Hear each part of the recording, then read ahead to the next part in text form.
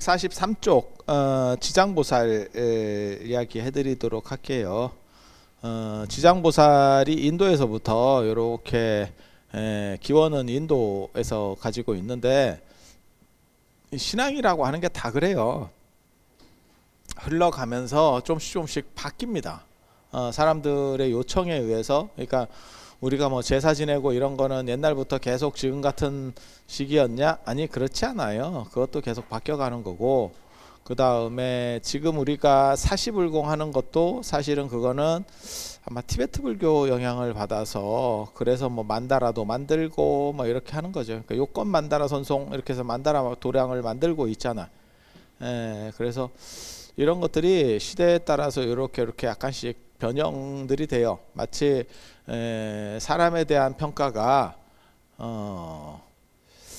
안중근 의사 같은 경우가 일제강점기 때는 어떻게 보면 테러범이었다가 이제 해방되고 나서 의사라는 지위를 우리가 이렇게 존중하는 그런 모습을 우리 국가적으로 해줬잖아. 그래서 그런 것처럼 시대에 따라서, 그러니까 사건이 크게 바뀌느냐? 아니, 그런 건 아닌데 그 평가가 바뀌어가는 거죠.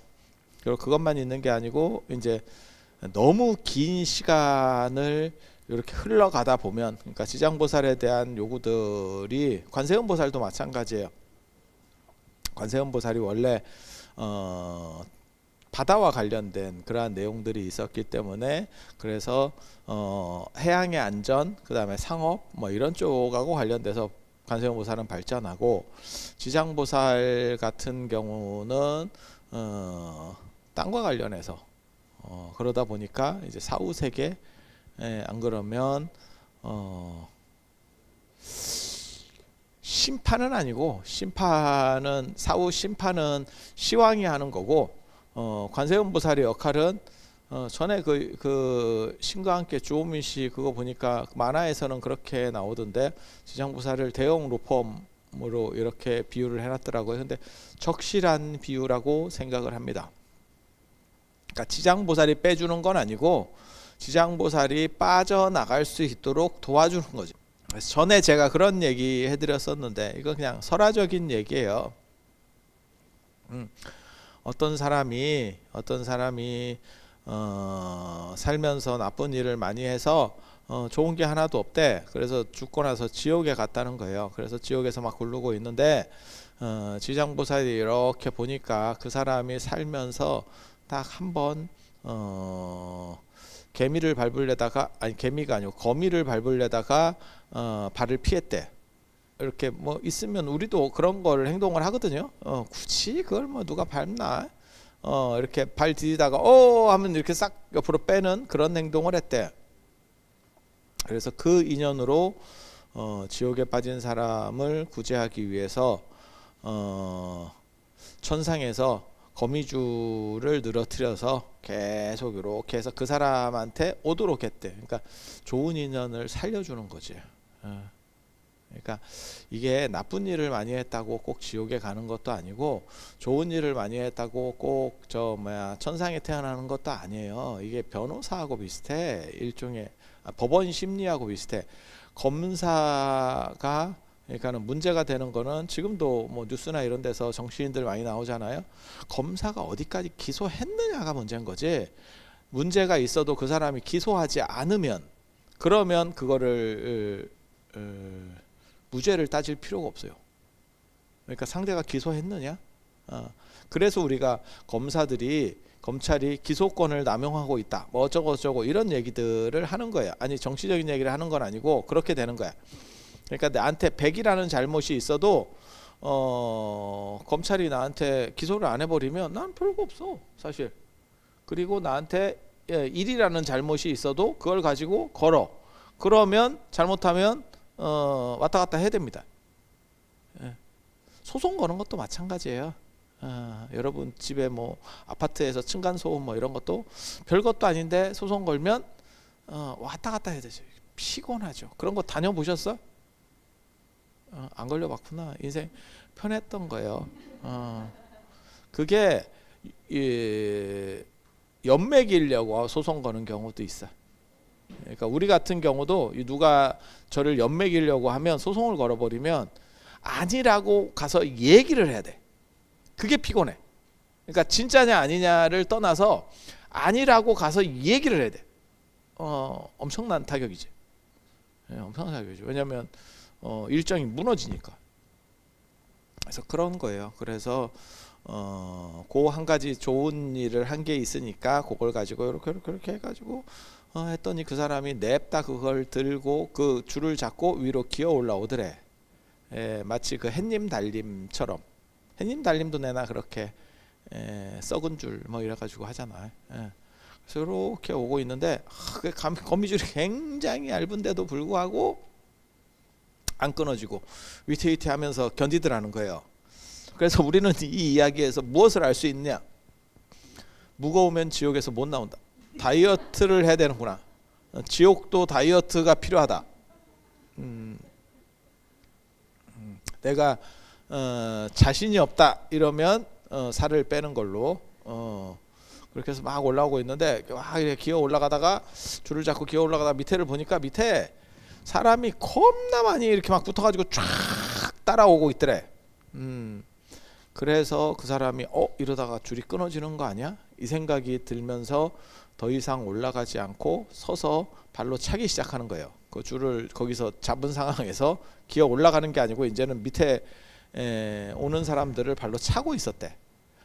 그렇게 발로 차니까 그렇게 많은 사람이 붙어 있어도 견디던 줄이 끊어지더래. 그러니까 마지막 성근도 끊어지는 거예요.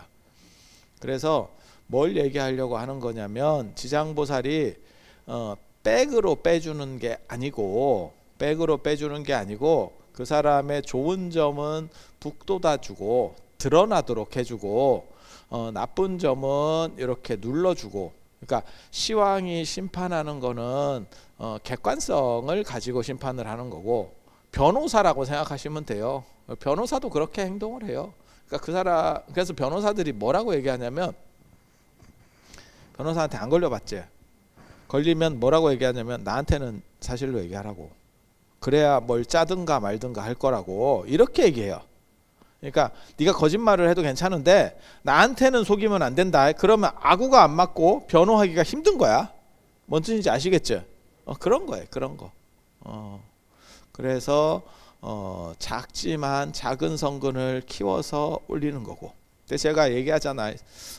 이 인과법이라는 게 공 심은 데 공 나고 밭 심은 데 밭 나는 게 아니에요. 그렇게 가는 게 아니야. 그거는 진짜 단순 무식한 거고 그거는 그냥 수학 얘기하면 1 더하기 1은 2 이렇게 얘기하는 거고 실제로는 전혀 다르게 움직이는 게 인과법이에요. 그래서 전에 제가 밀린다 왕문경 얘기할 때도 그런 말씀을 드렸는데 어리석은 사람은 바늘 하나 같은 죄로도 물에 가라앉고 바늘이 물에 안 뜨죠. 그리고 짱구를 잘 굴리는 사람들은 비행기도 물에 뜬다. 배에 실으면. 항공모함이 다 그렇게 뭐 100대 200대도 싣고 움직이는 거잖아요. 지금 뭐 아마 중동에도 그런 미국 항공모함이 몇 개가 가 있지 않을까? 그런 거예요. 그래서 동일 죄에 대해서 동일 심판이 내려가는 게 아니야. 이거 굉장히 중요해요. 그래서 그 부분을 잘 커버해낼 수 있느냐? 그래서 지혜롭다라고 말해야 되는지 모르겠다. 지혜로운 사람, 머리 좋은 사람은 죄를 짓고도 안 들어가고 그런 걸 삿된 사람이라고 합니다. 불교에서는 안 들어가. 우리도 마찬가지지. 예를 들어서 무슨 뭐 IMF 우리가 맞고 굉장히 많이 힘들었어요. 하지만 거기서 문제를 일으킨 사람들은 들어간 사람이 거의 없고 문제를 안 일으키고 성실하게 사신 분들이 사실은 뭐 자살도 하고 흑자도산도 하고 흑자도산은 나는 잘했는데 앞에서 도미노로 무너지니까 우리가 몇 번을 그런 걸 봤죠. 그게 5.18파동 70년대 초에 있었잖아요. 석유파동 때도 그랬던 거고 그 다음에 IMF 때도 그랬던 거지. 그리고 돈 있는 사람들은 그때 주서 가지고 대박이 난 경우도 있고 현대기아차가 가장 대표적이죠. 기아를 먹으면서 현대차가 우리나라 전체 어떻게 보면 기업 인수에서 가장 잘한 거라고 꼽히는 것 중에 하나가 현대차의 기아차 인수. 그런데 그런 IMF 상황이 아니었으면 쉽지 않았지. 그래서 그게 정당하냐에 대해서는 생각들을 해봐야 되죠. 그러니까 이게 상황들이 다 있는 거예요. 상황들이 지금도 아마 걸려 있는 게 있을 걸. 한진이, 그러니까 대한항공이 아시아나항공을 먹는 게 정당하냐? 그러면 독과점 아니냐? 대부분을 먹으니까 그렇게 논리를 전개할 수도 있고, 그러면 안 되는 거예요. 그런데 그래도 국적항공사를 다른 기업에, 외국 기업에 준다는 게 말이 되냐? 그냥 독과점이 조금 생기더라도 그래도 뭐 그렇게 하는 게 좋지 않아? 라고 말할 수도 있는 거예요. 그거를 정책적 판단을 하는 거거든. 그러니까 객관적 판단을 하는 게 아니고 정부에 이제 센 사람들이 정책적 판단을 하는 거야. 그렇게 해서 오케이 하면 인수합병이 되는 거고, 오케이가 안 되면 깨지는 거예요. 먹다가 이제 기어내는 거죠. 그래서 지장보살이 해주는 거는 그냥 구원해 주는 게 아니에요. 그 사람이 착한 거 한 거를 북돋아서 잘 보이게 해주고, 변호사 역할이라니까. 딱 변호사 역할이라니까. 그리고 나쁜 것들은 변호사가 굳이 의뢰인의 나쁜 점을 들추지 않아요. 말하지 않아. 그렇게 해서 최대한 안 좋은 것들을 덜어내 주는 거죠. 그렇지 않을까? 우리가 그런 얘기 하잖아요. 현대사에서 가장 이제 말할 때 영국을 신사의 나라라고 하지만, 영국같이 모든 현대사의 문제점에는 저놈의 영국이 있다. 아마 한 번씩은 다 들어보셨을 거예요. 중동도 저게 영국 때문에 시작되는 거예요. 지금 저 이스라엘하고 저 탈레반 맞나? 하마스 전쟁하는 것도 다 영국이에요. 다 영국이 시작하는 거예요, 저게. 예, 그리고 중동에 금 거가지고 이렇게 나누는 거 다 영국의 모든 영국이 등골 빠면서 이제 이렇게 하는 거지. 그러면서도 자기네들은 뭐 대영 제국 어쩌고 하면서 포장을 하지. 그래서 우리 같은 또 쩔이 어렸을 때는 영국이 대단한 나라인 줄 알았지. 공부하면서 가장 비열한 나라라고 꼽으면 영국과 중국입니다. 제가 보는 관점에서는. 미국은 차라리 그냥 양아치 같아. 그래서 덜 위험해. 제가 뭐라고 얘기하냐면, 바늘이 위험한 게 아니고 바늘이 솜 속에 들어가 있을 때가 위험하다 라는 얘기를 하는 거거든요. 뭔 뜻인지 아시겠죠? 그러니까 가장에서 되게 좋은 것처럼, 우리 사람도 그렇잖아. 저 사람이 나 되게 싫어하는가 봐, 우리 째득보살님이 나를 싫어하는가 봐, 이렇게 하면 안 위험해. 근데 저 사람이 앞에서는 되게 잘하고 뒤에서는 또 막 씻고 댕기고 구밀복검이라고, 입에는 꿀이 발려져 있고 배로는 칼로 쑤시는 거지. 앞에서는 싹 하고 요런 사람들이 위험한 거지. 아니, 그렇지 않아? 그래서 지장보살은 단순히 빼주는 사람이 아니야. 심판자로서 그게 염라대왕하고 다른 점이에요. 염라대왕은 재판관에 해당하는 거예요. 지장보살은 로펌, 그러니까는 뭐 김앤장 뭐 이렇게 붙어가지고 그 문제들을 해결해내는 거죠. 이해가 되시죠? 성격이 다른 거예요. 완전히 다른 거예요. 완전히 다른 거예요. 그래서 지장보살하고 관세음보살의 투톱 체제인데, 지장보살은 요 사후세계랑 관련해서 성향이 약간 이쪽으로 이제 많이 발전을 하는 거고, 그리고 요게 이제 시대적 요청이 있었어요. 중국은 제사 문화가 있으니까 불교 입장에서도 유교의 제사의 대항마가 뭐 하나 정도는 있어야지. 예. 그래서 토종 브랜드 뭐 이런 식으로 유교라고 하는, 유교의 제사라고 하는 큰 시장, 지금은 이제 이 시장이 거의 다 죽었죠. 제사를 뭐 누가 하냐? 아까도 차 타고 올 때 뭐 제사를 붙였어요, 합쳤어요, 뭐 이런 얘기 하는데, 그건 요즘 얘기죠. 예전에 합쳤어요 이러면 야, 그거 진짜 감당 못하죠. 어딜 그래서 그런 문제들이 존재하니까 그래서 지장에 대한 수요가 늘어나고 그래서 지장보살, 지장제일, 관음제일 이렇게 그리고 지장보살이 한 장 넘겨서 144쪽 보시면 지장보살이 대단한 거는 지장보살은 무불시대의 교주라고 하는 거예요. 그래서 한 단계 높아. 관세음보살하고 지장보살하고 누가 셉니까? 지장보살이 셉니다. 지장보살이 사후세계에서 빼주는 역할만 하는 게 아니고 지장보살의 또 다른 역할이 뭐냐면 무불시대의 교주라고 하는 거예요. 무불시대의 교주가 뭔 뜻이냐면 석가모니 부처님이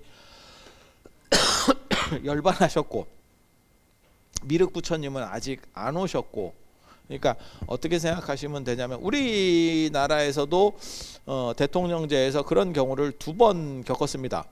박정희 대통령이 서거하시고 그 다음에 그 중간에 갑자기 이제 최규하 대통령 직무대행 체제라는 게 있었죠. 대통령 되기 전에 최규하 대통령이 대통령 되기 전에 다 그 순서가 있습니다. 뭐 예를 들면 대통령이 어떻게 뭐 심장마비로 돌아가시면 유고시에는 뭐 국무총리 안 그러면 뭐 국회의장 뭐 이렇게 서열들이 있어요. 그 사람이 그 직무 대행자가 돼요. 학교에서도 총장이 유고시에는 뭐 교학처장이 하고 이게 다 있어. 그리고 정상적이면 이런 시스템은 작동하지 않습니다. 하지만 세워는 놔야지. 세상에는 별일이 다 있으니까. 그리고 우리가 박근혜 대통령 때 대통령이 탄핵되고 직무가 정지되면서 황교안 총리가 직무대행을 하셨죠. 직무대행이라고 하는 거는 의전으로는 국가 원수급의 의전을 받는 겁니다. 내가 대통령이냐? 아니 대통령은 아닌데 어떤 뜻인지 아시겠죠? 그렇게 무불시대의 교주라고 하는 건 뭐냐면 석가모니 부처님께서는 가셨고 미륵 부처님이 오시기 전까지 무불시대 부처님이 안 계셔. 유고 상황이야. 그때 짱은 누구냐? 난가? 난가? 그래서 지장보살에 대한 칭호가 우리는 그냥 지장보살 이러는데 중국에서는 지장왕보살, 지장왕보살 이렇게 하는 게 일반 보살들보다는 세다. 라는 뜻도 있고 지장보살은 시왕이라고 하는 왕들을 거느린다. 왕들을 거느리는 보살이다. 판사를 로펌이 이길 수 있나?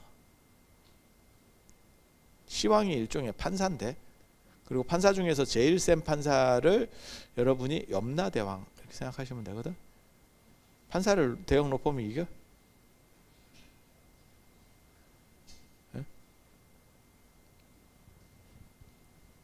쉽지는 않은데 여기서는 그렇게 이긴다는 설정으로 나오는 거예요.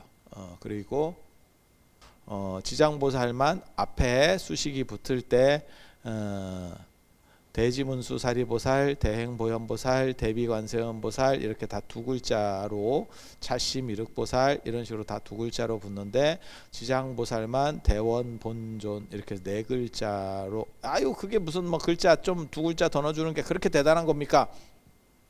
대단하지. 그거 되게 대단한 거예요. 옛날에는.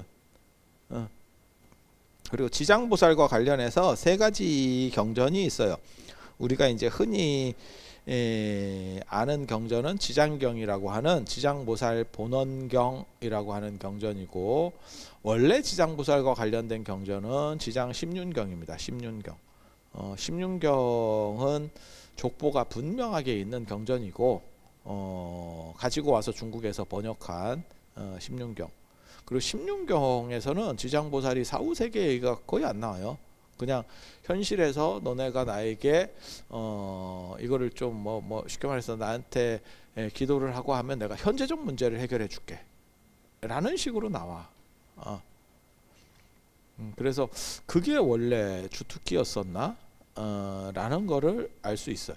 그런데 지장보살 본원경에 오면 이제 사후세계 쪽으로 영역을 넓힌 거지.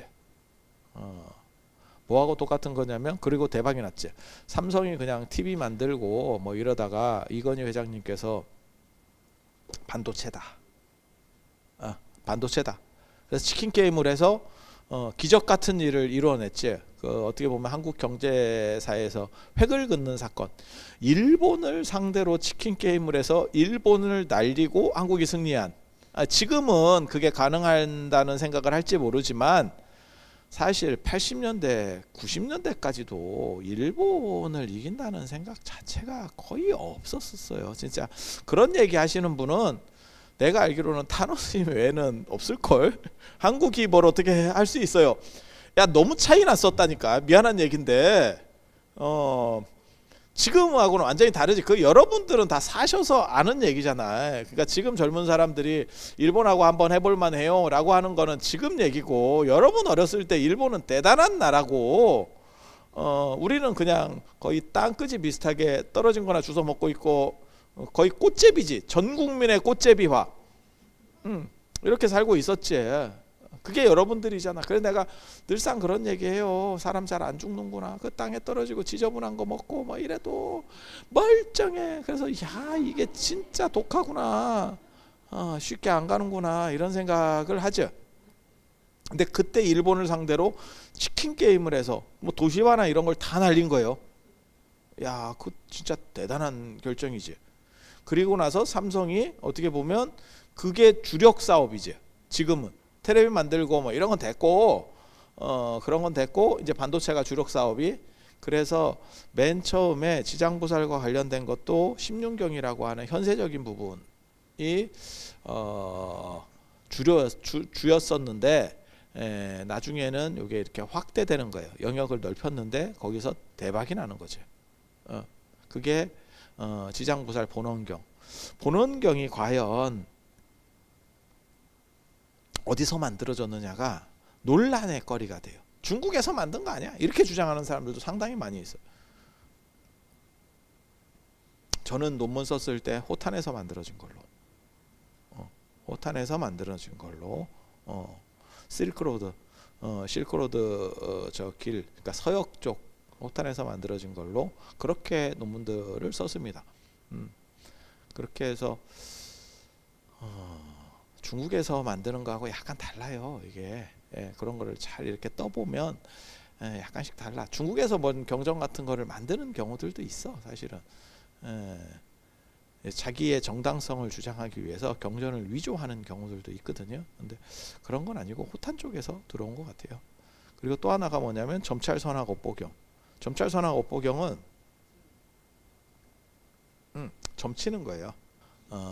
그래서 주사위 같은 걸 만들어서 제가 어렸을 때 또 좀 해봤죠. 뭐 대단한 게 있는가 싶어서 또 해봤죠. 그래서 그걸로 이렇게 주사위 같은 걸로 해가지고 그걸 보고 거기에 무슨 대목이 나와. 그러면 거기 맞춰서 참회를 하고. 그러니까 단순히 점을 봐서 이게 좋겠습니까? 나쁘겠습니까? 부채도사 이런 게 아니고 반성하는 거예요. 동아시아 점 문화의 가장 큰 특징 중에 하나가 뭐냐면 주역에 나오는 문화인데, 단순히 점을 쳐서 뭘 하겠다가 아니고 반성, 점을 통한 반성이라는 게 있어요.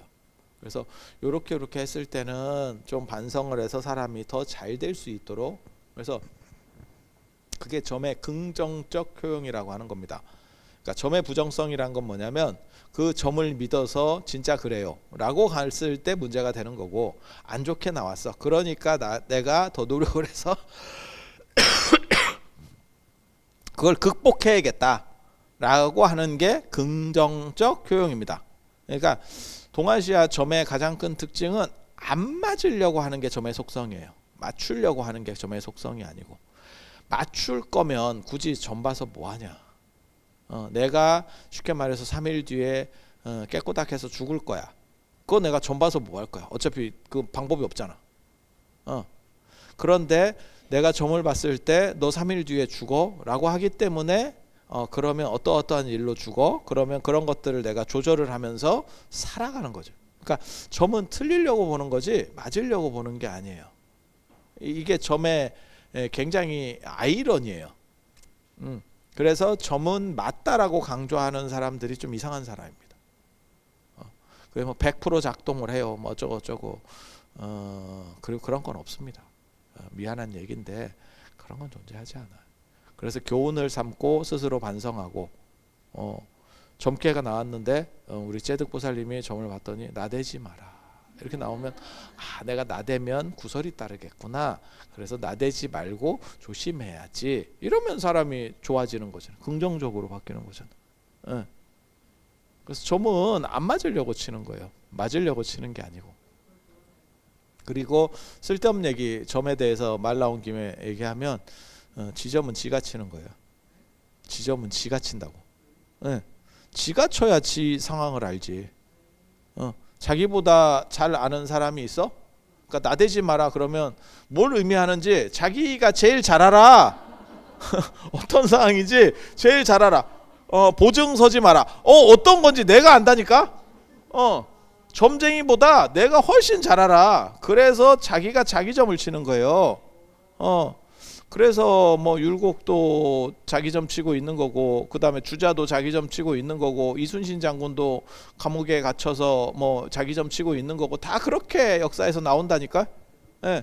그러니까 점쟁이한테 봐주세요라고 하는 거는 사실은 좀 떨어지는 겁니다. 그래서 조선시대 때만 하더라도 동아시아에서 지식인들은 두 가지는 기본적으로 배우는 거예요. 의술과 점. 의술과 점. 그리고 의술이나 점을 배워야 되는 이유 중에 하나는 뭐냐면 부모님이 편찮으셔. 근데 그거를 남의 손에, 환자를 남의 손에 맡길 수 없어. 내가 해야지. 그게 내가 어느 정도 이상 지식이 그게 가능합니까? 아니 의사라고 하는 게 굉장히 어려운 건데, 근데 이건 소박할 때 얘기잖아. 그래서 머리 좋은 사람이 중인 의사보다 유교 공부한 사람 중에서 머리가 되게 좋아. 금방 배운다. 뭔 뜻인지 아시겠죠? 게다가 동일 원리예요. 기본 세팅이 동일하게 작동하도록 들어가 있는 원리야. 점도 그렇고 한의학도 그렇고. 그래서 뭐 사상의학, 사상팔캐 이게 다 점하고 관련되는 거거든요. 그러니까 다 연동돼 있어요. 그러니까 하나의 시스템을 배워가면서 이쪽으로 좀 돌리고 이쪽으로 좀 돌리고 이렇게 하면 돼요. 그래서 그 유명한 얘기 있잖아. 조선왕조실록에 보면 정조가 맨 마지막에 돌아가실 때 보면 어이랑 싸웁니다. 어이랑 박 터지게 싸웁니다. 경호골을 먹는 게 맞냐? 아니냐? 어이랑 붙어요. 어이면 일반 돌팔이가 아니잖아. 당대 최고의 의사야. 당대 최고의 의사야. 그런데 어이랑 붙어. 그리고 놀랍게도 지금 의학적 판단으로 봤을 때는 정조가 오히려 맞는 그런 쪽도 있어요. 되게 재밌지. 정조는 굉장히 특이한 임금이거든요. 경연에서, 그러니까는 경연이라고 하는 건 뭐냐면 신하들이 이렇게 임금에게 교육을 시켜줘. 일종의 이런 것도 경연이에요. 단지 이게 이제 몇 명이서 하면 스터디. 예. 그리고 임금은 대부분 그 경연에 들어가는 사람들이 장원급제 출신이기 때문에 전국 전체 수석 출신이기 때문에 머리가 되게 좋아. 우리식으로 말하면 수능 만점자야. 정조한테 발립니다. 정조한테 발립니다. 정조 굉장히 재밌는 사람이에요. 그래서 어떻게 그게 가능합니까? 라고 얘기하니까 정조가 그 한 말은 진짜 너무 인생이 이렇게 임금도 힘들구나 라는 생각을 해볼 수 있는 말이에요. 누가 나를 암살할까봐, 우리 아버지 돌아가시고 사람들이 나를 암살할까봐 내가 밤에도 불을 끄지 못하고 책을 읽으면서 계속 살았다. 물론 뭐 책상 앞에 오래 앉아 있는다고 공부가 되는 건 아니에요. 원래 머리도 좋았던 거야. 그리고 무술 실력도 아주 뛰어나. 그건 자기 아버지를 닮은 것 같아. 그래서 활 쏘는 거 보면 뭐 100번을 쐈다는 등 200번을 쐈다는 등 그게 일반 사람 체력보다 훨씬 강력한 겁니다. 그래서 정조는 아무튼 굉장히 재밌는 캐릭터고, 일반 사람들 입장에서는 사실은 보통 그 정도 급은 못 이기지. 어이를 어떻게 이기겠어. 어느 정도 공부해서. 그것도 기술직인데 그게. 그건 임상하고도 관련이 되는 거고 많이 겪어봐야 되는 거잖아. 그래서 정조 같은 경우는 특이한 거고, 근데 실제로 유생들은 다 의술을 어느 정도 이상 합니다. 그래서 제가 전에도 그런 말씀을 드렸는데, 조선시대 때 가장 영향력을 많이 미친 의서는 허준의 동의보감이 아니고 다산의 단방신편이다. 그 요약본. 허준의 동의보감은 책이 좋아. 너무 많아. 그걸 볼 수가 없어. 뭔 뜻인지 아시겠어요? 예. 여러분도 마찬가지잖아. 여러분도 뭘 알고 싶으면 네이버 같은 걸 찾아보잖아. 네이버가 전문 지식이냐? 아니, 그거는 아닌데 우리에게 필요한 정도가 그거지. 내가 지금 네이버 찾아서 논문 쓸 건 아니잖아. 뭔 뜻인지 아시겠죠? 그 정도 수준의 지식을 쉽게 접근할 수 있도록 해주는 거죠. 예. 그게 더 효과적인 거예요. 그래서 이 점 보는 책이 단순히 점을 보는 게 아니고 그게 자신을 반성하고 되돌아보는 그런 의미로서의 점이에요. 그리고 요렇게 해서 우리나라에서 요 점찰선악업보경을 유행시켰던 사람이 원광법사, 세소고개 다 들어보셨죠? 화랑도 뭐 이런 거 할 때 원광, 그리고 진표율사 이런 분들입니다. 저도 굉장히 미스테리한 한국 불교사에서 되게 재밌는 게 53불이라고 하는 게 있어요. 부처님이 53불을 모셔놓은 데가 있어. 쉬운 세 분. 누군지를 모르겠어. 금강산 유점사에도 있고, 그 다음에 송광사, 서남사 이런 불조전에 쉽게 말해서 나한전 이런 데 가면 그게 53불을 모셔놔서. 근데 왜 53불인지를 모르겠어. 이게 무슨 이유가 있을 거예요, 분명히. 그런데 끊어진 거지. 그 내용이 전해지지 않는 거죠. 그런데 그 53불을 모시는 것과 관련해서 점찰선악업보경에 53불이 나와요. 그래서 그런 건가 싶지. 그러니까 뭔가 53이라는 숫자와 관련된 게 존재해.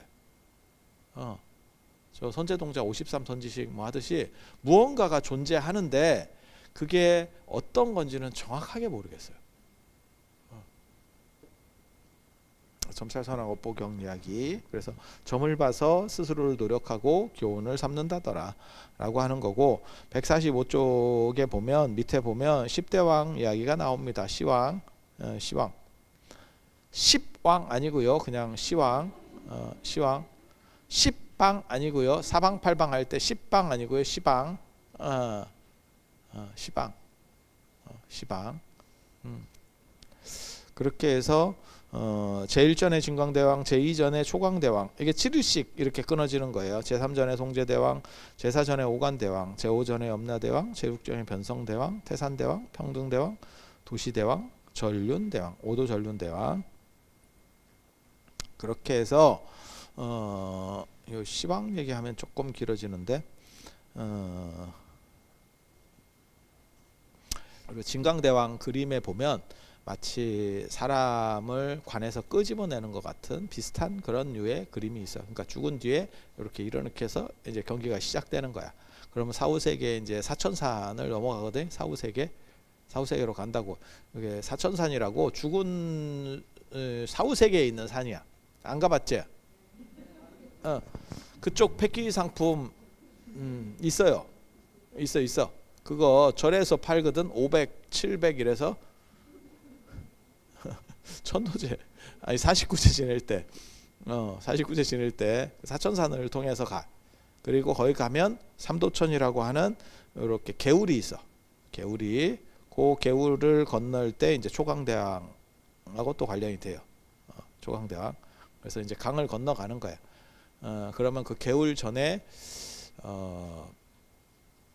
현이온과 타리파라고 타리파가 옷 뺏기는 할매가 있어요. 여러분이 수의를 입고 가도 얼마 못 가. 그래서 수의 비싼 거 하지 말라고 내가 얘기하는데, 타리파 할매가 야 너 옷 벗어 이렇게 양아치를 만나요.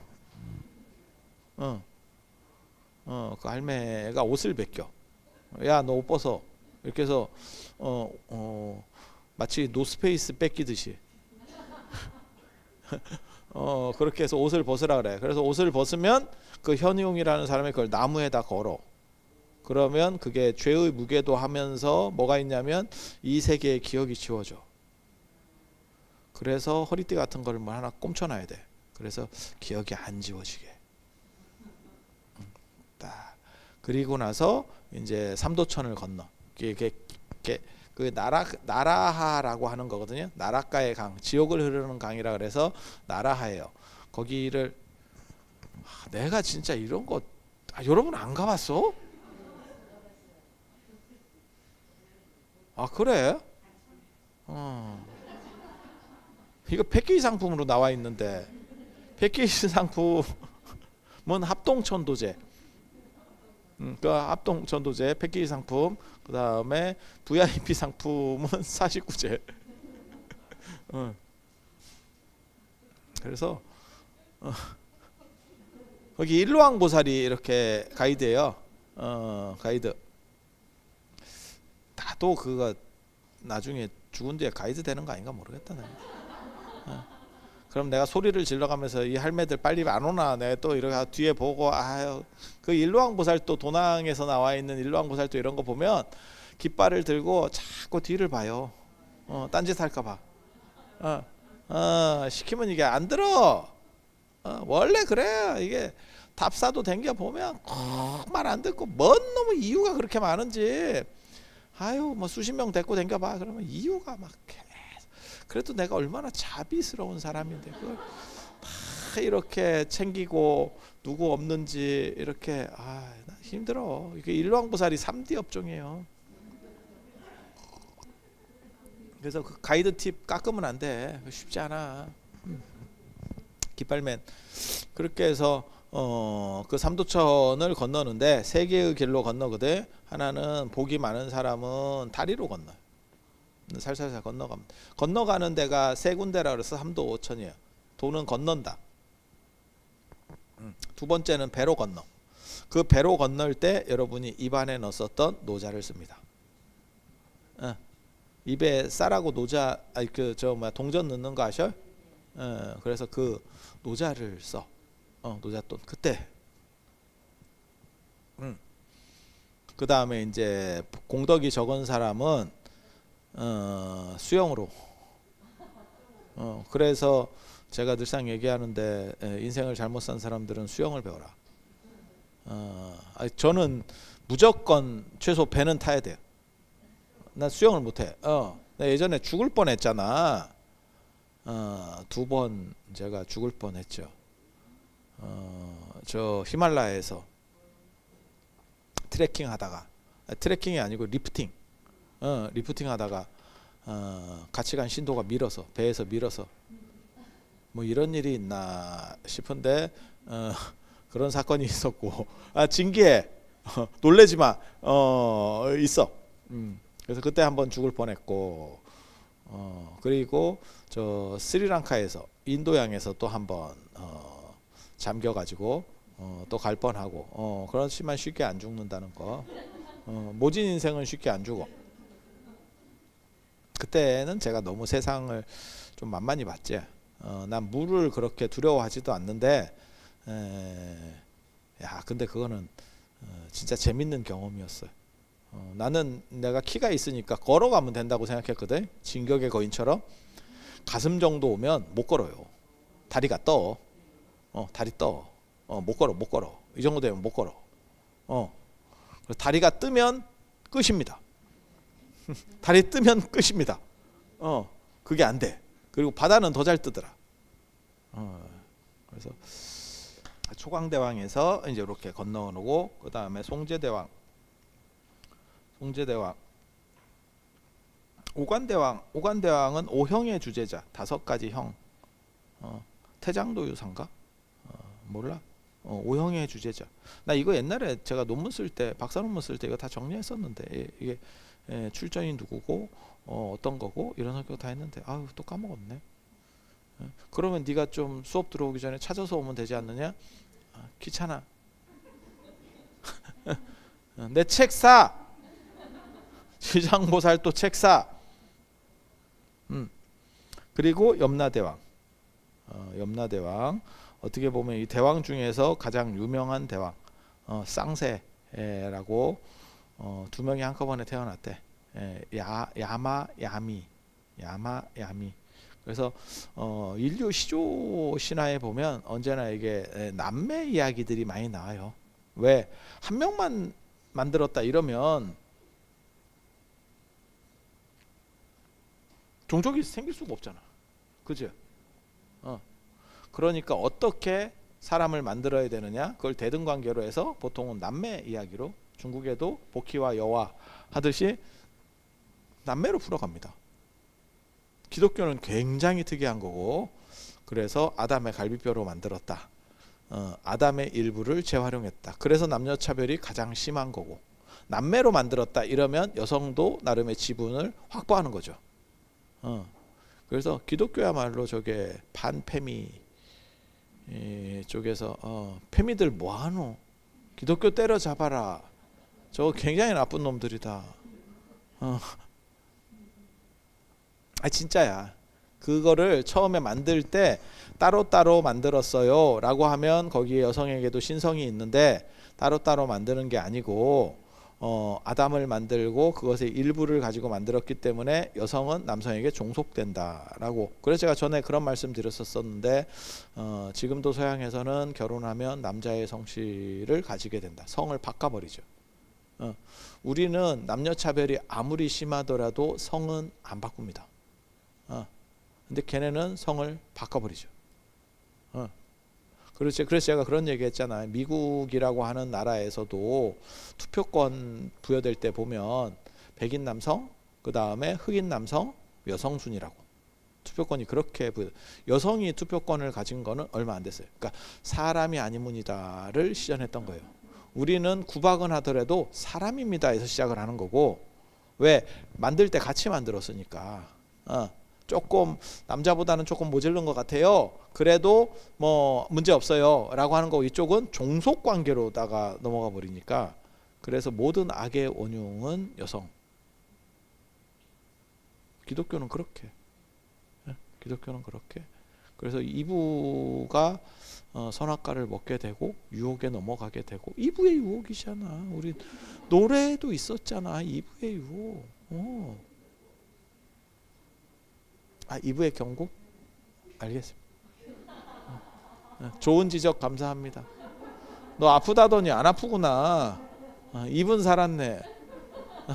나랑 똑같다. 나도 아픈데 입만 살았어. 입만. 그리고 이 염라대왕이 나중에는 엄청난 일을 벌려요. 조선 후기에 오면, 조선이라고 하는 나라가 임진왜란 병자호란이 끝나고 나면 사회의 신분 질서가 붕괴합니다. 그러니까 양반들이 풀리기 시작해. 원래 양반은 소수밖에 없었는데 조선 전기에 한 5%밖에 안 되는데 이게 막 풀어지기 시작하고 통제가 안 되는 거지.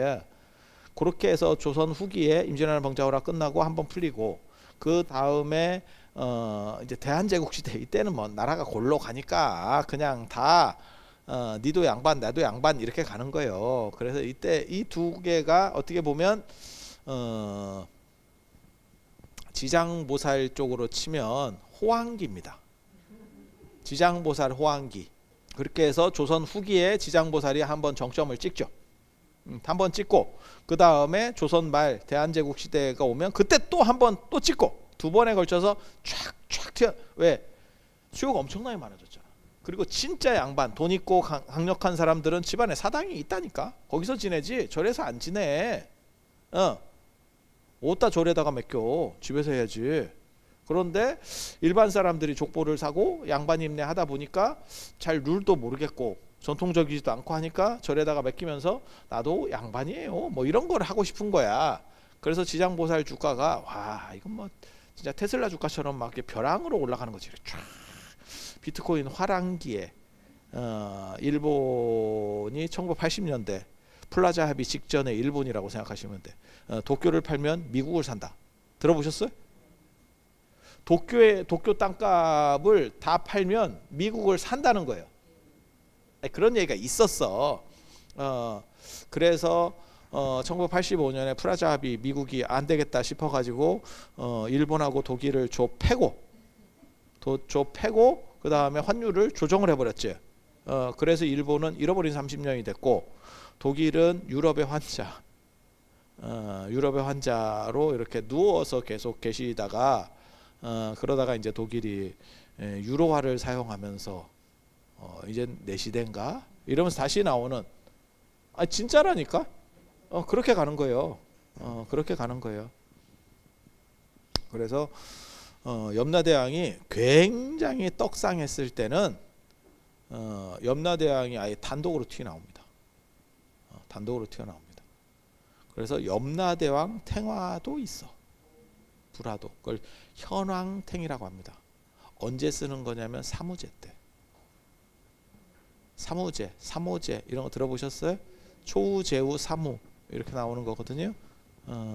그렇게 해서 사무제 때. 지금은 뭐 사무제를 뭐 별로 안 하는데 예전에는 뭐 다 꼼꼼하다 다 해야 돼. 이게 복잡해요. 제사 지내다 진짜 골로 간다니까. 근데 지금은 1년에 몇 개 안 돼요 라고 해도 힘든 거고 시대가 바뀐 거지. 예. 그때는 그런 걸 하는 걸 영광으로 여긴 거고